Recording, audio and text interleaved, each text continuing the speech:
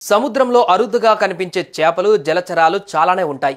అప్పుడప్పుడు సముద్ర తీరంలో కనిపిస్తుంటాయి. కొన్ని ఆశ్చర్యానికి గురిచేస్తుంటాయి. అయితే మెక్సికోలోని పసిఫిక్ తీరంలో డూమ్స్ డే ఫిష్ అనే చేప కనిపిస్తే అక్కడి ప్రజలు భయాందోళనకు గురవుతున్నారు. ఇంతకీ వారి భయానికి కారణమేంటి? ఆ చేప కనిపిస్తే ఏదైనా విపత్తు సంభవిస్తుందా? మెక్సికో నుండి వచ్చిన ఒక వీడియో సోషల్ మీడియాలో వైరల్ అవుతుంది. ఆ వీడియోలో అరుదైన జాతి చేప బీచ్ వెంబడి ఈదుతూ కనిపిస్తుంది. చూసేందుకు అది చేపలా కనిపించదు, కానీ పూర్తిగా తెల్లగా మెరిసే రంగులో ఉన్న పాములా కనిపిస్తుంది.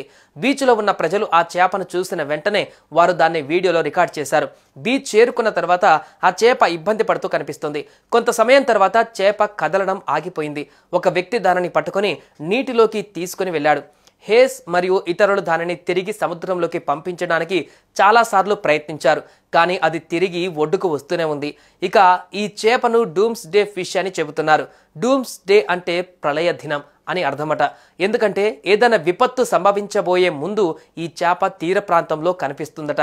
జపాన్ పురాణాల ప్రకారం ఈ చేపను messenger of the sea God అంటారట. అంటే సముద్ర దేవుడి దూతగా ఇది జరగబోయే ప్రళయానికి సంకేతం ఇస్తుందట.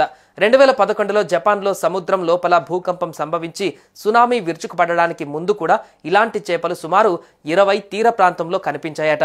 జపానీస్ జానపద కథల ప్రకారం ఈ చేప సముద్ర దేవుడు రుజిన్ సేవకులకు చెందినది. అందుకే ఈ చేపను రిగు నో సుకై అని కూడా పిలుస్తారు. అంటే సముద్ర దేవుని రాజభవనం నుండి దూత.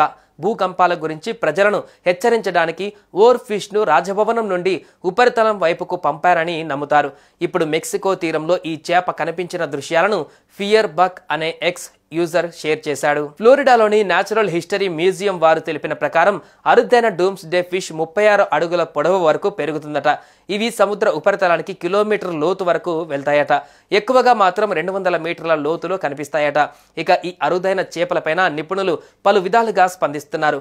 డూమ్స్ డే ఫిష్ తీరాలలో కనిపించినప్పుడల్లా అది రాబోయే ప్రళయానికి సంకేతంగా భావించలేమని, సముద్రంలో అడుగులో ఎల్నీనో లానీనో లాంటి పరిస్థితులు సంభవించినా, నీటి ఉష్ణోగ్రతలు ఆకస్మికంగా మార్పు వచ్చినా, గాయపడినా జబ్బు పడినా ఈ చేపలు తీరానికి వస్తాయని చెబుతున్నారు.